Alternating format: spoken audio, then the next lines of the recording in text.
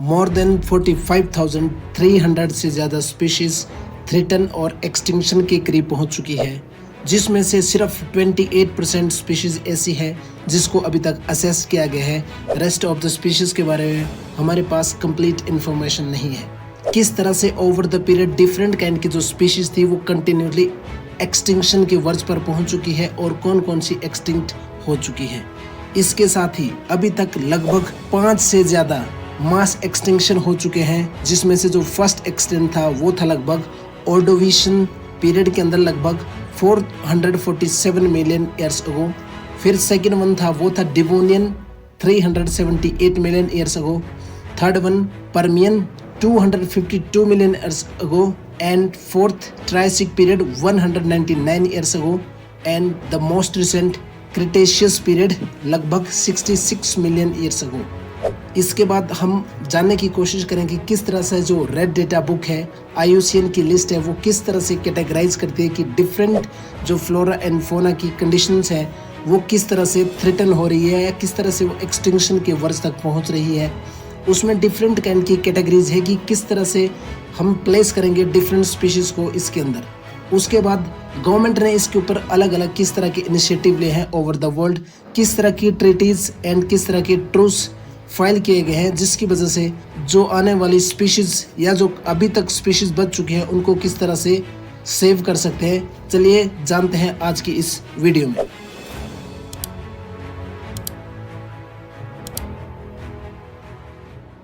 Red list की establishment हुई थी 1964 के अंदर, जिसकी फुल फॉर्म है the international union for conservation of nature.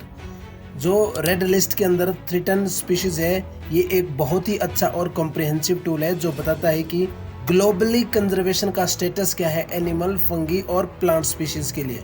IUCN जो लिस्ट है वो क्रिटिकली इंडिकेट करती है कि किस तरह से हेल्थ है वर्ल्ड के अंदर बायोडाइवर्सिटी की, और इस लिस्ट के अंदर जो स्टेटस है पावरफुल है और कैटेगराइज करती है डिफरेंट एक्शन को, बायोडाइवर्सिटी के एक्शन को, जिसके अंदर कंजर्वेशन पॉलिसीज और उसके अंदर क्रिटिकल प्रोटेक्टिंग जो नेचर रिसोर्सेज है वो किस तरह से सरवाइव करते हैं। इसमें जैसा कि मैं पहले भी बता चुका हूँ कि लगभग 45,300 स्पीशीज जो थ्रेटन है एक्सटिंक्शन के अराउंड, जिसमें से लगभग 28% स्पीशीज है उसको असेस किया है। बाकी की जो स्पीशीज है वो अभी तक नॉट इवॉल्व है। इसमें से जो मेन है वो कुछ इस प्रकार से है। एम्फोबियंस लगभग 41% जो असेस किए जा चुके हैं। फिर है ममल्स जो 26% असेस किए जा चुके हैं। उसके बाद है कॉनिफर्स जो 34%, birds 12%, sharks and rays 37%, reef corals 36%, selected crustacean 28%, reptiles 21% और साइकेड्स अबाउट 71%। इस तरह से इनकी जो असेसमेंट है वो की जा चुकी है। बट इसके अलावा बहुत सारी स्पीशीज़ है जो अभी तक असेस नहीं की गई है। अब इसमें हम समझने की कोशिश करते हैं कि किस तरह से जो IUCN का रेड डेटा लिस्ट है वो किस तरह से फॉर्म होता है और किस तरह से उसके अंदर किस तरह से कैटेगराइज किया जाता है डिफरेंट स्पीशीज को। जो हमारी IUCN रेड लिस्ट कैटेगरीज है, सबसे पहले उसके अंदर आता है NE मतलब नॉट इवोल्यूटेड, जिसके अंदर ये बताया गया है कि ऐसी बहुत सारी स्पीशीज है जो साइंटिस्ट के द्वारा अभी तक इवेल्युएट नहीं की गई है। उसके बाद आती है आपकी डाटा डेफिशिएंट, जिसके अंदर ये बताया गया है कि अभी तक इनफ डेटा हमारे पास अवेलेबल नहीं है कि उसका जो इवेल्यूएट का रिस्क है जो स्पीशीज का वो कितना है, इसलिए इसको कंसिडर किया जाता है डेटा डेफिशिएंट। उसके बाद हमारे पास है LC, ये लिस्ट कंसर्न रखी गई है। इसका मतलब है कि उसकी अभी तक जो एक पॉपुलेशन है वो लगभग काफ़ी हद तक ठीक है। उसके बाद आता है वुल्नरेबल के अंदर वो स्पीशीज आती है वो एंडेंजर्ड नहीं है बट जल्दी से जल्दी वो एंडेंजर्ड की कैटेगरी के अंदर फ्यूचर के अंदर वो इस कैटेगरीज के अंदर आ सकती है। इसमें एग्जांपल है Indian rhinoceros and king cobra. उसके बाद हमारे पास है एंडेंजर्ड स्पीशीज वो इस तरह की स्पीशीज है जो हाई रिस्क पे है कि वो जल्दी से जल्दी एक्सटिंक्शन के करीब पहुंच गई है, जिसमें इलीगल पोचिंग या उसके हैबिटेट लॉस की वजह से उनकी ये कंडीशन है। इसमें एग्जांपल है Bengal tiger and blue whale. उसके बाद हमारे पास एक कैटेगरीज है क्रिटिकली एंडेंजर्ड। ये इस तरह की स्पीशीज़ है जो एक्सट्रीमली हाई रिस्क के ऊपर है कि ये जल्दी से जल्दी एक्सटिंक्ट हो चुकी है, और इसका परफेक्ट एग्जाम्पल है हुडिड वल्चर एंड घड़ियाल। Extinction in the wild. Extinction in the wild वो कैटेगरी है जिसके अंदर ऐसी स्पीशीज है जो अपने नेचुरल हैबिटेट के अंदर नहीं मिलती है, बट वो सर्वाइव कर सकती है एक कैप्टिविटी या कंट्रोल एनवायरनमेंट के अंदर, लाइक अ जू। इसका परफेक्ट एग्जाम्पल है एशियाटिक चीता। उसके बाद हमारे पास लास्ट है एक्सटिंक्ट। उस तरह की स्पीशीज जो अब अर्थ के ऊपर है ही नहीं, वो कहीं पे भी नहीं पाई जाती किसी भी कॉन्टिनेंट के अंदर, इसलिए उसको कैटेगरीज के अंदर रखा जाता है एक्सटिंक्ट। और इसके अंदर आता है डोडो बर्ड एंड डायनासोर। ये हमारे पास कुछ IUCN की लिस्ट है जिसके अंदर कैटेगराइज किया जाता है डिफरेंट स्पीशीज को। इसी की तरह से हम अंडरस्टैंड करते हैं कि किस स्टेट या किस कॉन्टिनेंट के ऊपर किस तरह से उनकी पॉपुलेशन वेरी करती है, कौन सी एंडेंजर्ड है और कौन सी एंडेंजर्ड नहीं है, या कौन सी वो स्पीशीज है जो ऑलरेडी एक्सटिंक्ट हो चुकी है। चलिए इसके बाद अंडरस्टैंड कर लेते हैं कि कौन सी वो स्पीशीज हैं जो अब तक पूरी तरह से एक्सटिंक्ट हो चुकी है, जिसका जिक्र इंट्रो के अंदर भी किया गया था।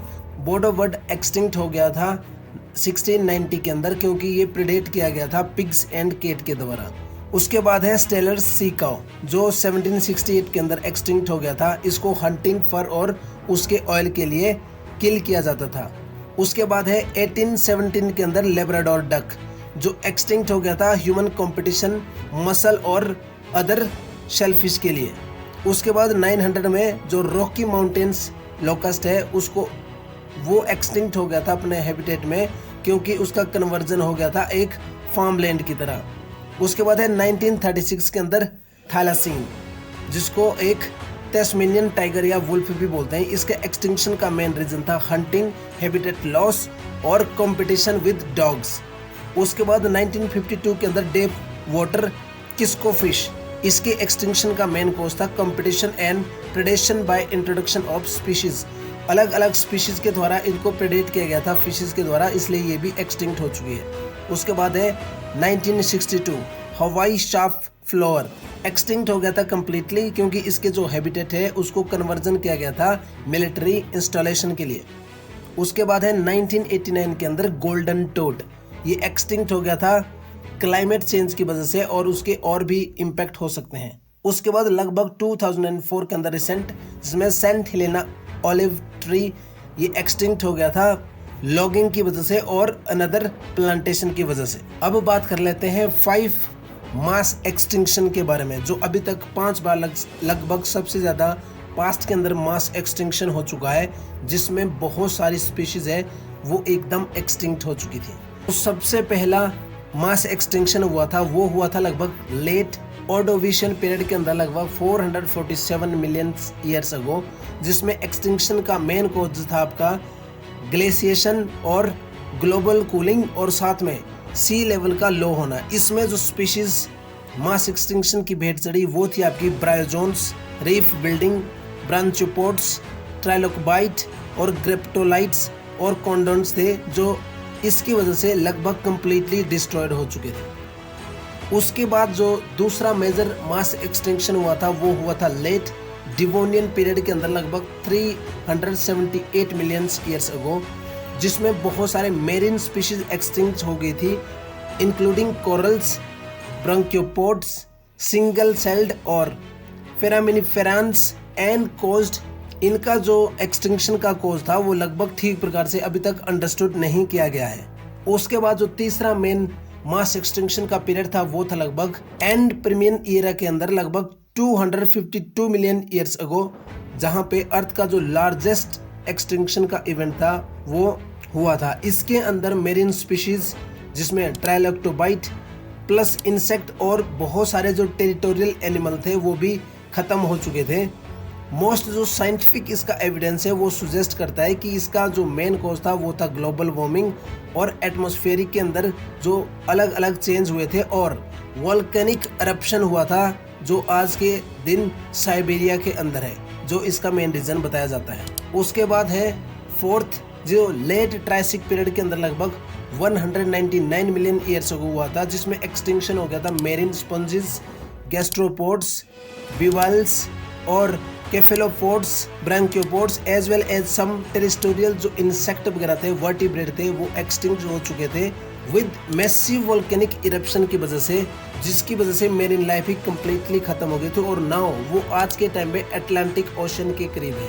और जो मोस्ट रिसेंट मास एक्सटिंक्शन हुआ था वो हुआ था क्रेटेशियस पीरियड के अंदर लगभग 66 मिलियन ईयर्स अगो, जिसमें एक्सटिंक्शन में बहुत सारी स्पीशीज खत्म हो गई थी, जिसमें मेरीन टेरिटोरियल हैबिटेट थे, उसमें पेट्रोसोर्स थे, उसमें मेजोसोर्स थे और मेरीन रेप्टाइल्स भी थे। बहुत सारे इंसेक्ट्स और नॉन एवियन डायनासोर भी खत्म हो गए थे। इसकी जो साइंटिफिक कंसेंसस है वो बताते हैं कि मास एक्सटिंक्शन का कॉज था वो एनवायरमेंटल कॉन्सिक्वेंसेस थी, जिसका इम्पैक्ट एक लार्ज एस्टेरॉयड के हिट करने से हुआ था, जो आज के लगभग मेक्सिको के करीब है जहां पे वो एस्टेरॉयड हिट हुआ था। तो ये 5 मेजर मास एक्सटिंक्शन के इवेंट थे, जिसके अंदर डिफरेंट काइंड की स्पीशीज थी या जो डिफरेंट काइंड के वहाँ पे एनिमल वगैरह थे वो कम्प्लीटली डिस्ट्रॉय हो चुके थे। और जिस तरह के इम्पैक्ट या जिस तरह के जो कंसिक्वेंसेस अर्थ के ऊपर चल रहे हैं, में भी वो एक प्रकार से फेवर कर सकते हैं 6th मास एक्सटिंक्शन के लिए, क्योंकि जो फ्लोरा एंड फोना वो कंटिन्यूसली डिग्रेड कर रहे हैं, एनवायरमेंटल के अंदर डिफरेंट काइंड के इश्यूज रेज होकर आ रहे हैं। एक्सटिंक्शन रेट के साथ साइंटिस्ट का मानना है कि इसमें एस्टिमेट नहीं किया जा सकता, क्योंकि यहाँ पे मिलियंस ऑफ स्पीशीज है अर्थ के ऊपर, जिसमें से बहुत सारी ऐसी है जो अभी तक साइंटिफिक टाइप से असेस नहीं की गई है, बट उसके अलावा फिर भी उनका एक एस्टिमेशन है कि लगभग 50,000 ऐसी स्पीशीज है जो थ्रेटन्ड है विद एक्सटिंक्शन, वो लगभग एक्सटिंक्शन के करीब है और जल्दी ही खत्म होने की कगार पर है। इसी तरह से साइंटिस्ट का मानना है कि लगभग 2000 से ज्यादा अधिक जो पक्षियों की प्रजातियां थी वो विलोपन के कगार पर है, जिसकी चहचहाट लगभग हमेशा के लिए थमने वाली है। लगभग 12% से ज़्यादा जो बर्ड्स वगैरह है वर्ल्ड के अंदर वो कंटिन्यूसली डिग्रेड कर रहे हैं और उनके हैबिटेट को डिस्ट्रॉय किया जा रहा है, जिसकी वजह से वो कम्प्लीटली डिस्ट्रॉयड होने की कगार पर है। इसी में से एक एग्जाम्पल है जो डोडो बर्ड था, वो भी इसी की भेंट चढ़ गया था। इसमें मुख्य कारण हो सकते हैं जिसकी वजह से ये flora and fauna continuously degrade हो रहे हैं, उसमें है जो फॉसिल फ्यूल का बर्निंग है वो कंटिन्यूसली बढ़ रहा है, जो उनके लिए भी एक प्रकार से किलिंग मशीन की तरह वर्क कर रहा है। दूसरा है डिफॉरेस्टेशन, जिसमें पेड़ पौधों को कंटिन्यूसली कट किया जा रहा है डिफरेंट पर्पजेज के लिए, जिससे कि इनके जो हैबिटेट है उसका कंटिन्यूसली लॉस हो रहा है। उसके बाद इनकी इलीगल पोचिंग भी ज़्यादा से ज़्यादा की जाती है, जिसकी वजह से भी जो उनकी पॉपुलेशन है वो डिग्रेड हो रही है और ये एक्सटिंक्शन की कगार पर पहुंच चुके हैं। उसके बाद मेजर जो कोज और या जो मेजर एक रोल प्ले करता है वो है फॉरेस्ट फायर, जिसमें कंटिन्यूसली फॉरेस्ट फायर के इंसिडेंट होते हैं और डिफरेंट जो स्पीशीज होती है वो कंटिन्यूसली डिग्रेड हो रही है। उसके बाद एंथ्रोपोजेनिक एक्टिविटी होती है ह्यूमन के थ्रू, उसकी वजह से भी इनके जो हैबिटेट है वो कंटिन्यूसली डिस्ट्रॉय किए जा रहे हैं और ये भी एक बहुत बड़ा रीज़न है कि जो बर्ड्स की पॉपुलेशन है वो कंटिन्यूसली डिग्रेड कर रही है। वर्ल्ड के अंदर बहुत सारे ऐसे बर्ड होते हैं जो माइग्रेटरी होते हैं, जो एक स्पेसिफिक सीजन के थ्रू माइग्रेट करते हैं one region to another region, but continuously बढ़ती टेक्नोलॉजी के थ्रू और जो एंथ्रोपोजेनिक एक्टिविटी है उसकी वजह से क्या हो रहा है कि जो उनके एक पावर होती है, एक मैग्नेटिक पावर होती है, जिसकी वजह से वो ट्रेवल करते हैं लॉन्ग डिस्टेंस, वो कंटिन्यूसली अब्सटेन कर रही है, जिसकी वजह से उनको प्रॉब्लम हो रही है और बहुत सारे जो स्पीशीज है वो कंटिन्यूसली डेड हो रहे हैं, जिसकी वजह से उनकी population day by day decrease हो रही है। इसके ऊपर गवर्नमेंट के जो इनिशिएटिव हो डिफरेंट कंट्री में डिफरेंट हो सकते हैं, वो वहाँ पे वाइल्ड लाइफ सेंचुरी इंट्रोड्यूस कर रहे हैं, नेशनल पार्क्स वगैरह खोले जाते हैं और बहुत सारे कैप्टिव या जो कंट्रोल एनवायरनमेंट होता है वो उनको दिया जाता है, सो दैट वो वहाँ पे ब्रीड कर पाए और कंटिन्यूसली जो उनकी पॉपुलेशन है वो बढ़ाई जाए। इसी तरह से बहुत सारी गवर्नमेंट के इनिशिएटिव होते हैं जो एक स्पेसिफिक रीजन तक होते हैं, बट इसके अंदर एक ऐसी ट्रीटी है जो इन सब को एक प्रकार से बढ़ावा देती है, जिसको कहते हैं साइट्स, जिसकी फुल फॉर्म है convention on international trade in endangered species of flora and fauna. इस ट्रीटी को साइन करने के लिए ओपन छोड़ा गया था 3 मार्च 1973 के अंदर। जो इसकी लोकेशन थी वो थी जनेवा स्विट्जरलैंड के अंदर और इसको इफेक्ट के अंदर लाया गया लगभग 1 जुलाई 1975 के अंदर और इसमें रेटिफिकेशन के थे वो लगभग 10 कंडीशन होते हैं और आज के टाइम पे इसमें लगभग 184 पार्टीज है जिसमें गवर्नमेंट का रोल है कि किस तरह से वो असेस कर सकते हैं या किस तरह से वो जो एंडेंजर स्पीशी है उनको एक प्रकार से बचा सकते हैं। ECTT के थ्रू इसमें डिफरेंट काइंड के सेक्शन बनाए गए हैं जिसमें डिफरेंट एनेक्सर साइन किए गए हैं 1, 2 एंड 3, जिसके अंदर हम देख सकते हैं कि कौन सी स्पीशीज ज्यादा डेंजर है या उसके लिए क्या कंडीशन है वो उसके अंदर क्लियरली मेंशन किया गया है। यहाँ पर बहुत सारे अलग अलग डिफरेंट काइंड के एंथ्रोपोजेनिक एक्टिविटी जो है उसको क्लोज करना होगा अगर हमें वाइल्ड लाइफ को प्रोटेक्ट करना है, ताकि इसके ऊपर जो फ्लोरा एंड फोना है वो कंटिन्यूसली ग्लो कर सके।